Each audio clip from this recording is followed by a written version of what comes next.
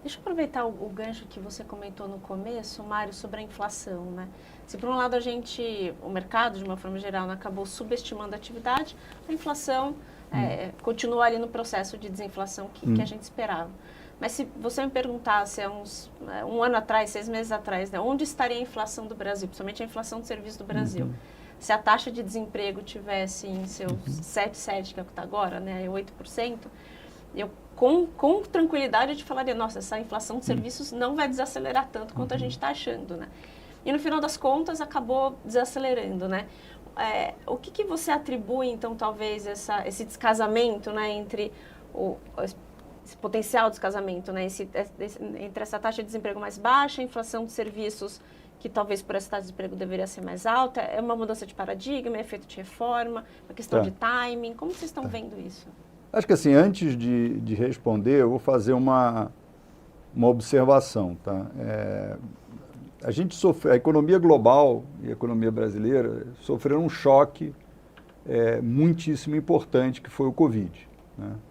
E vai demorar para os efeitos desse choque saírem das séries de tempo que a gente costuma estudar. Então, qualquer conclusão que se tome agora, que se chegue agora, deve ser vista com um grau extra de cautela, porque foi depois desse choque, né? O choque do Covid, pensa uma lagoa com a água parada e caiu uma pedra muito pesada, né? Vai demorar até que as ondas passem, né? Nesse meio tempo, você tem outras coisas influenciando a economia. Dificulta a leitura e a interpretação e sugere cautela, né? Voltando à sua pergunta, que é muito boa, assim, 3 coisas podem estar acontecendo e também não dá para realmente dizer de forma definitiva que uma delas domina, tá? Um dos aspectos do mundo pós-Covid, a gente estava até comentando antes sobre o regime de trabalho aqui antes de começar, que as pessoas passaram a negociar, além de salário, negociar condições de trabalho, dias de home office, etc. Então isso sugeriria que para um mesmo desemprego você tem menos pressão salarial, ou que o desemprego baixo ele acaba se manifestando não apenas em aceleração dos salários, mas em outras vantagens e benefícios para os trabalhadores, tá?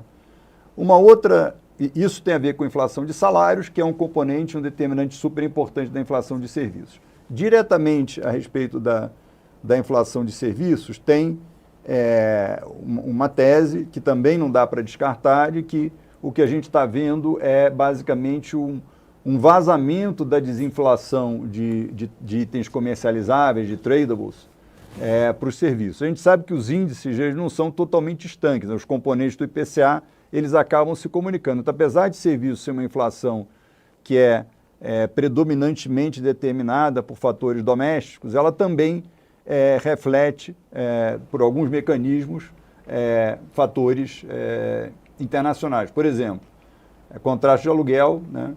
Tem uma parcela que é indexada ao IGPM. O IGPM é muito sensível a câmbio e preço de commodities, né? Isso e aluguel é um componente importante do custo de serviços, tá? Esse seria um mecanismo através do qual a apreciação do real, a queda dos preços das commodities em reais afetaria a inflação de serviços. E, finalmente, tem a questão das reformas, tá? Da reforma, voltando para a inflação salarial, né? De fato, com essa taxa de desemprego, a gente estaria esperando uma dinâmica salarial, né, de aumentos de salário mais intensos, e aí isso pressionaria a inflação de serviço e tornaria ela mais lenta, né?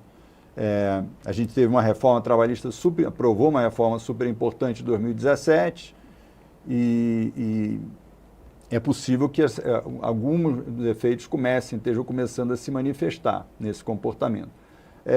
Não dá para dizer exatamente que um dos 3 domina, aliás, os 3 podem estar atuando, enfim, em paralelo, em conjunto.